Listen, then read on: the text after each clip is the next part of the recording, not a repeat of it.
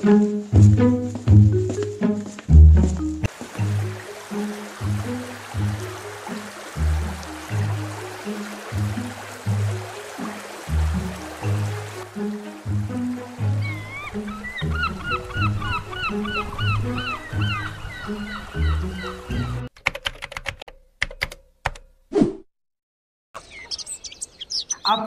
তাড়াতাড়ি রেডি হও, বেলা কয়টা বাজে? গ্রামের মানুষ সবাই আমাদের অপেক্ষায়। ভাই রে, আর 5 মিনিট দাঁড়া, আমি আসতেছি। প্রায় 3 ঘন্টা ধরে দাঁড়ায় রয়েছে, একটুও বসি নাই। তোমার সাজুগুজু শেষ হবে কখন? আমি গাড়িতে বসলাম, জলদি আসো। এর জন্য আপু বলে মেয়েদের নিয়ে কোথাও যাবে না। হ্যালো আপু, রেডি হয়েছো? আরে তাড়াতাড়ি আসো, ড্রাইভার মামা আমার সাথে রাগারাগি করতেছে। ওকে, মুই আবার রাগ করলাম কোন? আয় চল চল চল, দেরি হয়ে গেছে অনেক, তাড়াতাড়ি। না না সমস্যা নাই তো, আরো 2 ঘন্টা সস্তা। মামা গাড়ি ছাড়েন তো।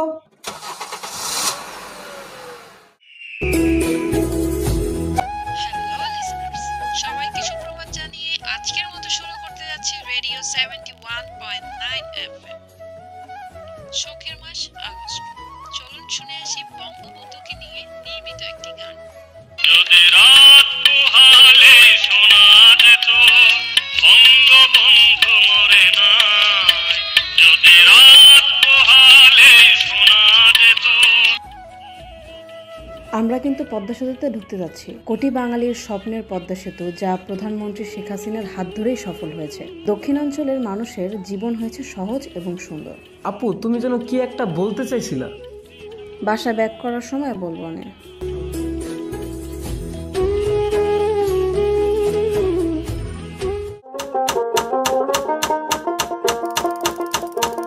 ও করিম ভাই, হুটহাট কওয়া নাই, কিছু নাই, ব্যানার চেঞ্জ। আজকাল জাতীয় সংসদের থাইকা মর্দহানেই তো রাজনীতির আলাপ আলোচনা বেশি হইতে আছে। এই তো মুইও নামটা বদলাইয়ে দিলাম। তা তোমার দোকানে কে কে মেলা জমায়? বেবাকতে আহে, তাই উন্নয়ন বিরোধী গো মর্দহানে ঢোয়া একেবারে নিষেধ। ওমা, তাই নাকি? বিপক্ষের যারা আহে অগ কথাবার্তাই বোঝা যায় যে ওগো শিক্ষা দিকে একেবারেই নাই। আশপাশের উন্নয়ন ওগো গাজলে। মুই তাইলে যাই করিম ভাই।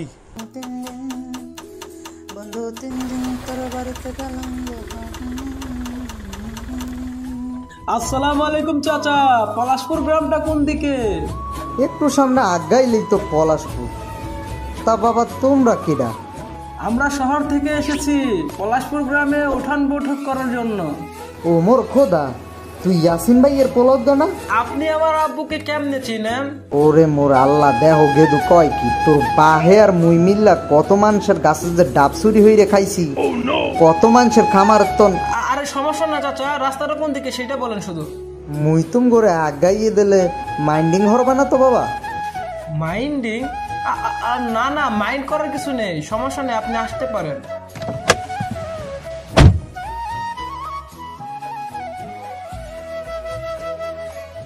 আপনারা এদিক ওদিক না ঘোরাফেরা কইরা যার যার আসন গ্রহণ করুন। অতি শীঘ্রই মগো মাঝে মগো গ্রামের কৃতি সন্তান অত্র অনুষ্ঠানের বিশেষ অতিথি উপস্থিত হবেন। মগো অনুষ্ঠানের বিশেষ অতিথি চল্লা আইছে, অজ্ঞলে চুপচাপ বইয়া থাকুন, অজ্ঞলকে অনুরোধ করা হইল। তো গ্রামবাসী, মগো অনুষ্ঠান শুরু হইতে যাইতেছে। অনুষ্ঠানের শুরুতেই অনুষ্ঠানের বিশেষ অতিথিকে অনুরোধ করা হইল কিছু কথা কওয়ার জন্য। আসসালামু আলাইকুম। অনুষ্ঠানে উপস্থিত সভাপতি অত্র ইউনিয়ন চেয়ারম্যানের ইসমাইল কাকা, সামনে উপবিষ্ট আমাদের সকল শ্রদ্ধা ভাজন মা বাবা সমতুল্য মুরব্বী এবং ভাই ও বোনেরা, সবাইকে ধন্যবাদ এখানে এসে উঠান বৈঠককে সফল করার জন্য। আমি আজকে এখানে এসেছি শুধু জানতে আপনারা কেমন আছেন, আপনাদের সাথে কথা বলার জন্য। আরে রাহেলা ভাবি, কেমন আছেন? মুই ভালো আছি রে দোলা। শরীর ভালো তো?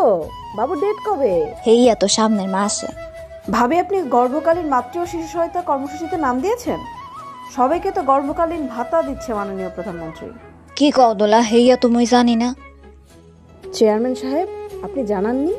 না মানে জানাবো আর কি। কবে জানাবেন? বাচ্চা হওয়ার পরে, নাকি এসব ভাতার টাকা নিজের নাম করে আত্মসাৎ করে ফেলেছেন? মা, এইগুলান কয় না, পেস্টিস বলতে একটা কথা আছে না। কালকেই সকল গর্ভবতী মহিলাকে মা ও শিশু সহায়তার কর্মসূচিতে নাম দেবেন। এইগুলোর গরিব অসহায়দের জন্য। এরা যদি না পায় তবে এটাকে পাচ্ছেটা কে? এমনকি মাননীয় প্রধানমন্ত্রী শেখ হাসিনা গর্ভবতী মায়েদের সুবিধার কথা চিন্তা করে গর্ভকালীন ছুটি 4 মাস থেকে 6 মাস করেছেন। আর এই এলাকার জনপ্রতিনিধিদের উদ্দেশ্যে একটা কথাই বলবো, মাননীয় প্রধানমন্ত্রী জনগণের স্বার্থে এতদিন পরিশ্রম করে যাচ্ছেন, আর আপনারা জনগণের সেবক হয়েও জনগণকে ঠকানোর চিন্তা করে বেড়াচ্ছেন। আর এভাবে প্রধানমন্ত্রীর প্রতি জনগণের মনোভাব নষ্ট হচ্ছে। যাই হোক, আপনারা ভালো থাকুন। এগুলো বলেই আমি আমার অনুষ্ঠান উদ্বোধনীর কথা শেষ করছি।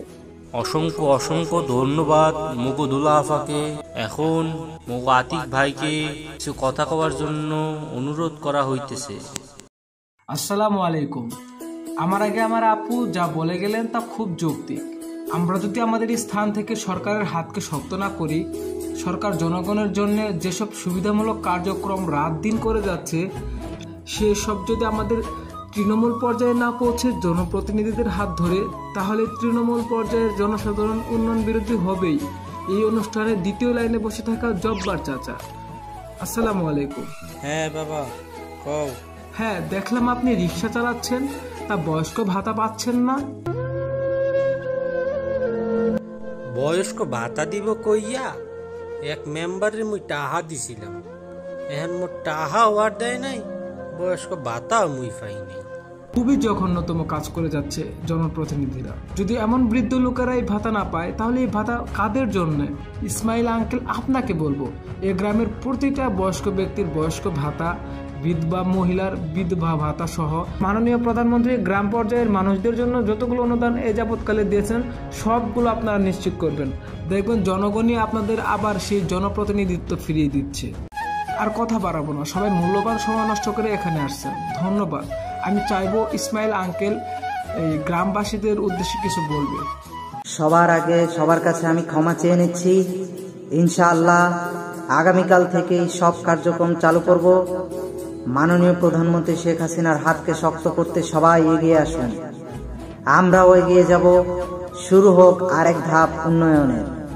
এই বলে আমার বক্তব্য আমি শেষ করছি। জয় বাংলা, জয় বঙ্গবন্ধু। আপনারা হয়তো জানেন না, 2006 সালের বয়স্ক ভাতা সুবিধাভোগীর সংখ্যা ছিল 16 লক্ষ, আর বর্তমান সরকারের সময়ে তা দাঁড়িয়েছে 58,01,000। আমরা কিছুক্ষণের মধ্যেই শহরে চলে যাব। আশা করি আপনারা এমন কাউকে বিশ্বাস করবেন না যার দ্বারা প্রতারিত হতে পারেন। কোনো কিছু জানা থাকলে আমাদের এই ইউনিয়ন পরিষদের চেয়ারম্যান আছেন, তারপর উনি না থাকলে উপজেলা পরিষদে যাবেন। আপনার সাথে আমাদের আবার দেখা হবে। সবাইকে ধন্যবাদ জানিয়ে অনুষ্ঠান এখানে শেষ করছি। ভালো থাকুন সবাই। তোমরা আবার এসো, তোমাদের মিস করব অনেক। সকলকেই মিস করো।